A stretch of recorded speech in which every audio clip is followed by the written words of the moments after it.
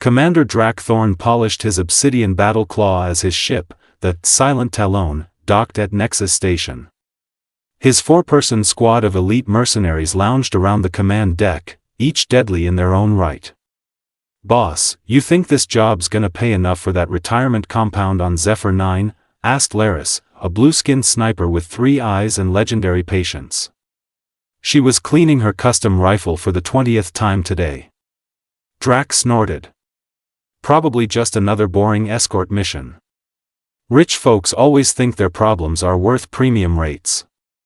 "As long as I get to blow something up," rumbled Korg, their demolitions expert. His rocky skin crackled as he stretched his massive arms. "Been 3 cycles since I got to use the good explosives." Mika, their tech specialist with 6 nimble arms, didn't even look up from her holographic display. "Payment just cleared our verification account. 10% down, 90 on completion." Wow. That's a lot of zeros." Drak's crest of spines perked up. "How many zeros we talking?" "Enough to buy that whole moon you've been eyeing, not just a compound," Mika replied. The 4th member of their team, Vex, their infiltration specialist with chameleon-like skin, whistled. "What does this client want? An entire armada destroyed? Guess we'll find out." Drak stood, adjusting his commander's coat. "Everyone stay sharp." The Vrexian diplomat waiting in the station's luxury suite was dressed in iridescent robes that probably cost more than Drak's ship. His translucent appendages quivered with suppressed excitement. "Commander Thorn. Your reputation precedes you," the Vrexian burbled. "I am Ambassador Plex. Please, sit." Drak remained standing. "Let's talk business. What's the target that warrants this kind of payment?" Ambassador Plex's mouth tentacles twitched nervously. "A human special forces unit has been interfering with certain diplomatic arrangements." "Humans?" Korg perked up. "Those squishy pink things? Easy pickings." "Not these humans," Plex corrected. "These are what they call Tier 1 operators. Their ship, the Relentless, has disrupted 3 major weapons exchanges and captured a high-value political hostage we were transporting." Drak's team exchanged excited glances. This sounded like a proper challenge. "We need them eliminated," continued Plex. "Completely. Ship, crew, everything." "How many vessels are we talking?" asked Drak. "What's their fleet composition?" The Vrexian blinked his compound eyes. "Just the one ship." A heavy silence fell over the room. "One ship?" Drak repeated, his spines flattening against his skull. "You're offering the GDP of a small planet to take out one human ship?" "Yes," Plex said, suddenly very interested in examining his own tentacles. "Just one ship."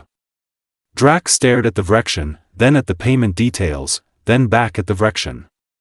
"What aren't you telling us about this one ship? #only one ship?" Part 2, the research back aboard the Silent Talon. Drak's team gathered around the holographic display as Mika's 6 arms danced across multiple interfaces, pulling classified reports from the galactic darknet. "This can't be right," she muttered, scrolling through document after document. 7 mercenary teams. All elite. All gone after encountering the Relentless. Laris leaned forward, her 3 eyes narrowing. Defined gone. Completely wiped out. No survivors in 5 cases. The other 2 had 1 survivor each. Mika pulled up grainy footage showing a human in black armor moving with impossible speed through a corridor, dispatching 4 armed mercenaries in seconds. "Play that again," Drak demanded. "Slower." They watched in stunned silence as the lone human executed a series of moves that seemed to defy physics. "That can't be real," Korg rumbled, his rocky skin paling slightly. "They edited this." "Wish they had," came a raspy voice from the doorway. They turned to see Vex returning with a haggard alien. Once a formidable warrior species, this KRYLL was missing an arm and had a cybernetic implant where one of his compound eyes should have been. This is Thraz, Vex introduced. Former second-in-command of the Crimson Fangs. Last survivor of their encounter with the Relentless. Thraz's mandibles clicked nervously. You're going after them? The humans? We're considering it, Drak replied carefully. What can you tell us? Thraz laughed, a hollow sound. They boarded our vessel like ghosts. 12 humans against our crew of 37. We were dead before we knew what happened. How did you survive? Laris asked. I didn't. Thraz tapped his cybernetic eye. I died. They just didn't finish the job. Their medic actually stabilized me before they left. Their medic? Drak's spine stood on end. Why would they save you? To deliver a message. Thraz's voice dropped to a whisper. They wanted others to know what happens when you cross them. Later, in his private quarters, Drak reviewed everything they'd learned. Reports of humans lifting 3 times their body weight, operating without sleep for days, surviving in vacuum briefly without suits, and communicating through encrypted channels that no alien tech could crack. His crew gathered, waiting for his decision. We're taking the contract, Drak announced. But we're changing the approach. No direct confrontation. We set a trap, disable their ship from a distance, and blow it to atoms. No boarding, no close quarters. We strike from the shadows with overwhelming force. Is that enough? Vex asked quietly. Drak's mandibles clicked. It has to be. Because that payday is too good to pass up. Or too good to be true, Laris muttered, #only one ship. Part 3, The Encounter, target vessel approaching, Mika reported, all 6 of her arms working across different control panels. Exactly on schedule.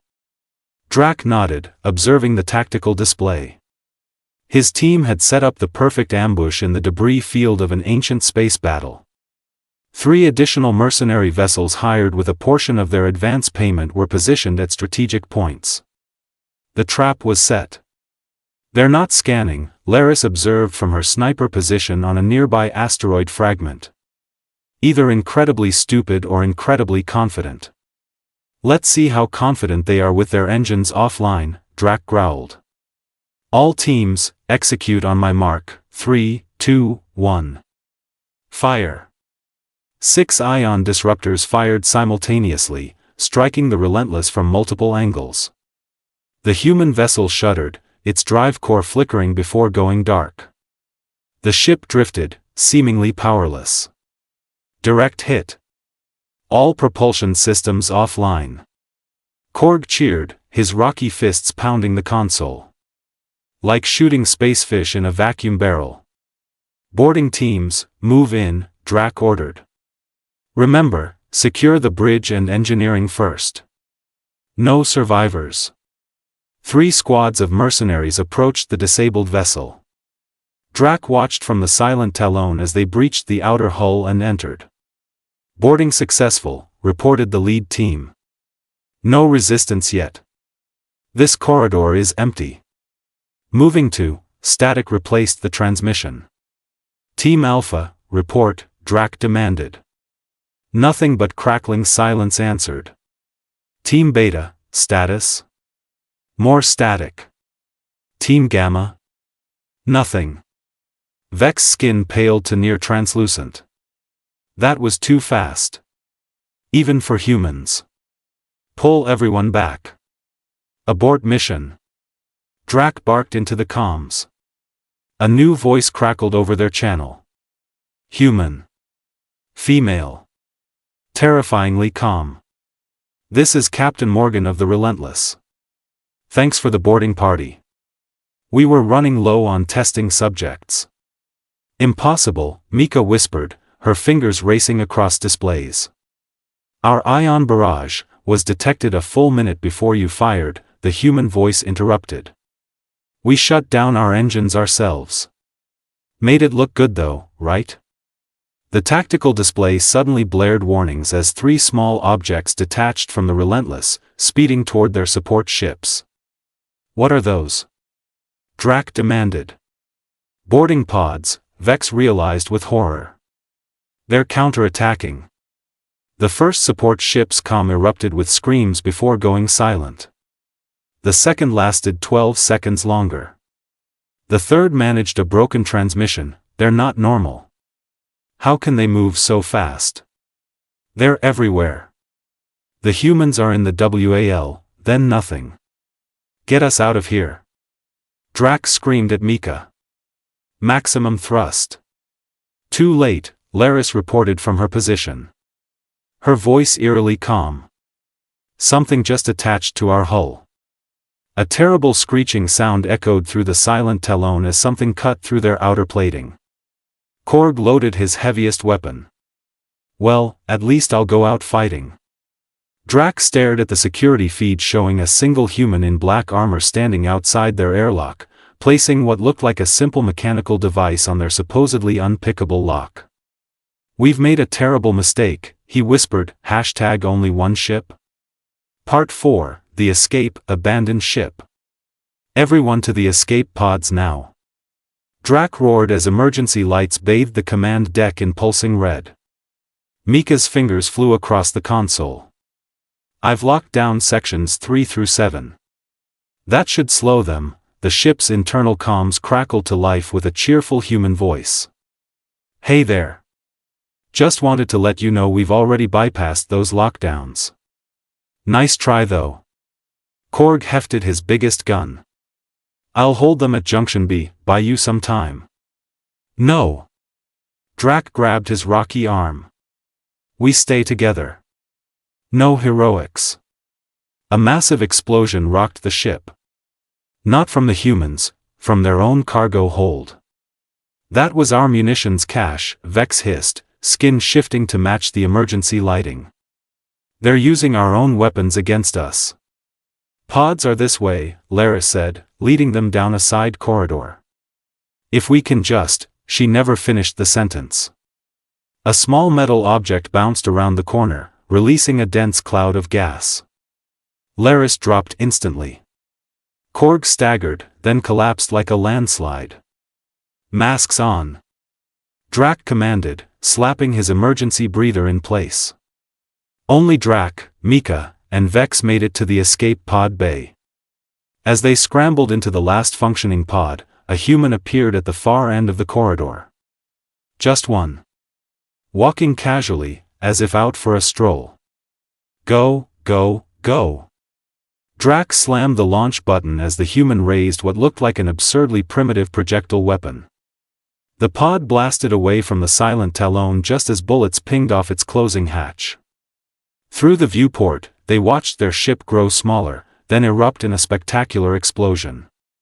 They self-destructed our ship, Mika whispered, 2 of her 6 hands covering her face.